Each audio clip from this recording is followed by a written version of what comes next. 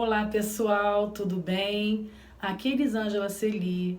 O objetivo do vídeo de hoje é conversar um pouquinho com vocês a respeito da minha trajetória acadêmica. Também vou falar um pouquinho da minha trajetória profissional. Por quê? Qual o objetivo em fazer esse vídeo? Primeiro, para você saber de onde eu tiro as minhas convicções, com base em que eu extraio as minhas ideias, né? As minhas origens, a minha trajetória, a minha história.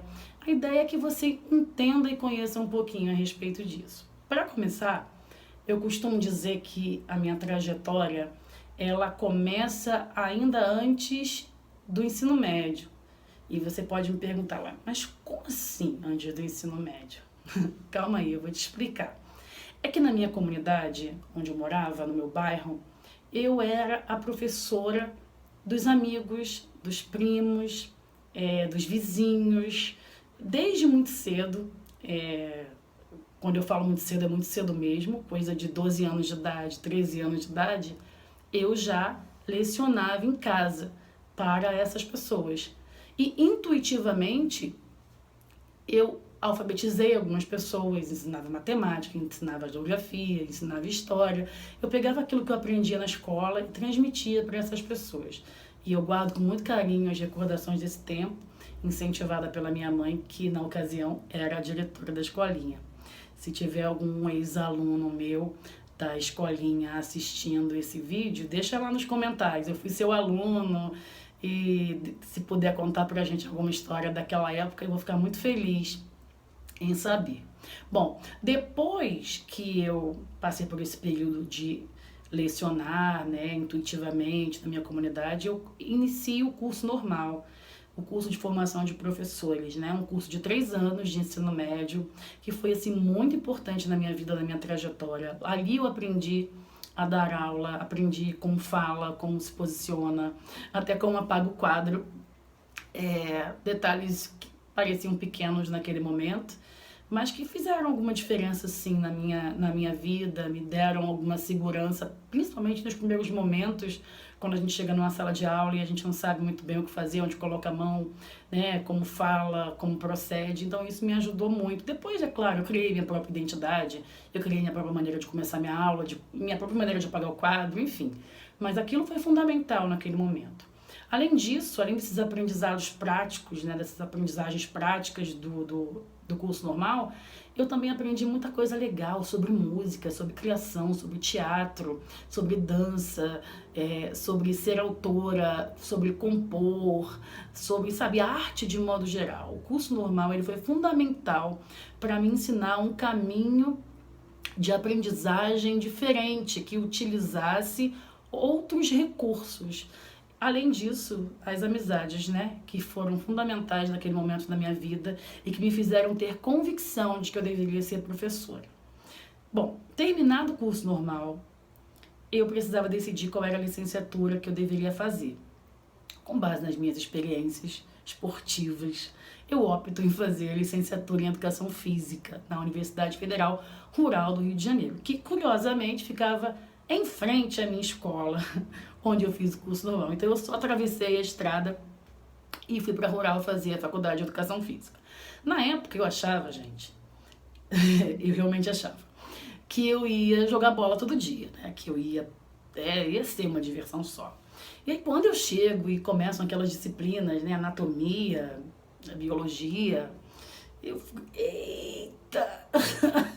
Mas tudo bem, rapidinho eu me adaptei e foram momentos maravilhosos. Eu sempre tive convicção de que era isso mesmo que eu tinha que fazer. Eu costumo dizer que a educação física me proporciona dar aula, me divertir enquanto trabalho, né, ainda receber por isso. Eu sou apaixonada pela minha profissão. E quando eu me formo em educação física, no início do ano 2000, bem no iniciozinho, né, por conta de algumas greves, a gente acabou virando para o ano 2000. E eu me torno professora, então eu começo a lecionar em escolas privadas, começo a trabalhar com treinamento, começo a trabalhar com escolinha de iniciação, começo tudo, né, dar aula de ginástica, tudo que vinha eu pegava. Então, nesse período, Eu trabalhei também como professora contratada em algumas redes, até que eu fui efetivada, passei em 2 concursos, né, e me tornei professora também efetiva de 2 redes de ensino. Nesse momento, nessa trajetória aí de me tornar efetiva, eu começo a sentir a necessidade de voltar a estudar, de continuar uma trajetória que eu sabia que tinha iniciado lá atrás e que eu deveria dar continuidade, né? Então, eu sinto vontade de fazer um mestrado. Eu começo a procurar, né? Então eu decido fazer o mestrado em educação na Universidade Rural mesmo, lá onde eu tinha feito a minha graduação. Procuro um grupo de pesquisa, começo a fazer parte de um grupo de pesquisa e sou aprovada no processo seletivo do mestrado. Bonita a história, né? Mas deixa eu fazer um replay aqui para eu dizer que não foi bem assim. Deixa eu contar como realmente isso aconteceu.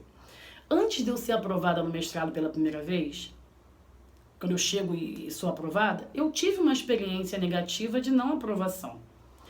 Por que eu estou fazendo isso? Por que eu estou contando sobre isso para você? Porque muitas vezes as pessoas acham que a nossa trajetória é linear, que tudo sempre deu muito certo, tudo sempre foi muito legal. Não, eu tive esse momento de frustração, porque eu não conhecia muito bem as regras do jogo, né?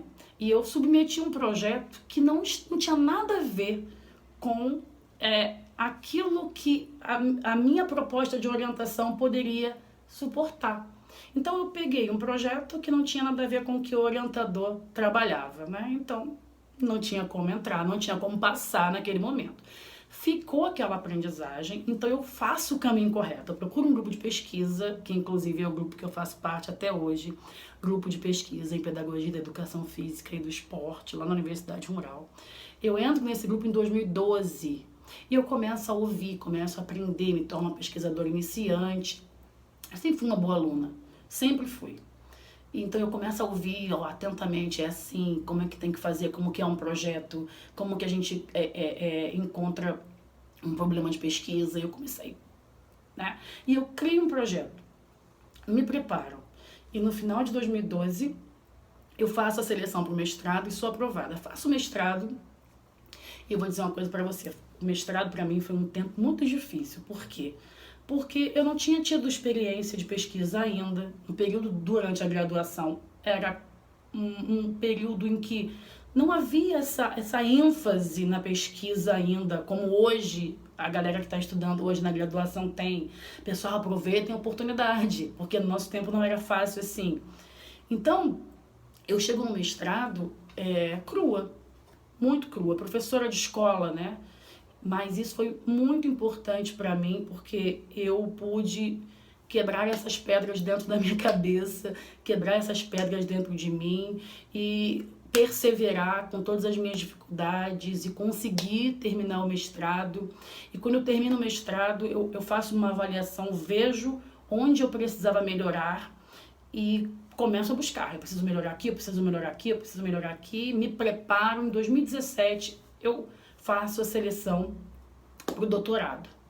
Entro no doutorado em 2018, eu estou, na verdade, agora no 3º ano do doutorado, cursando doutorado, né? E nesse período todo eu vou trabalhando também esse meu lado como pesquisadora, escrevendo artigo, capítulo de livro, participando de eventos, de congressos, de formações, mas dentro de mim faltava uma coisa. Faltava a possibilidade de falar a respeito das minhas aprendizagens, falar a respeito das minhas pesquisas numa linguagem que as pessoas entendessem. Que eu pudesse falar também das minhas angústias, das minhas dificuldades, para que as pessoas percebessem qual é a real, como que as coisas acontecem de fato. Então, esse canal, ele acaba vindo suprir essa minha vontade, esse meu desejo, essa minha necessidade, inclusive, de dar essa devolutiva para a sociedade. A minha ideia é, em alguns momentos, conversar com vocês sobre qual é a minha pesquisa, mas numa linguagem que a minha mãe entenda, numa linguagem que a minha tia entenda, que pessoas que não são pesquisadoras e nem pesquisadores consigam compreender. Por isso que nesse vídeo eu fiz questão de contar um pouco da minha trajetória, para que você entendesse também qual é o meu objetivo aqui nesse canal. Espero que você tenha gostado de ouvir um pouquinho dessa história, de ouvir um pouquinho dessa trajetória. Se você tem alguma dúvida, alguma sugestão, alguma pergunta, alguma coisa que você gostaria que eu falasse aqui no canal, deixa lá nos comentários. Vai ser um prazer atender a tua solicitação e falar um pouquinho daquilo que você está pedindo, daquilo que você está solicitando. Quero deixar também um abraço pro pessoal do meu grupo de pesquisa, meu orientador, meus amigos lá da Rural. Abração, gente. Até a próxima. Tchau!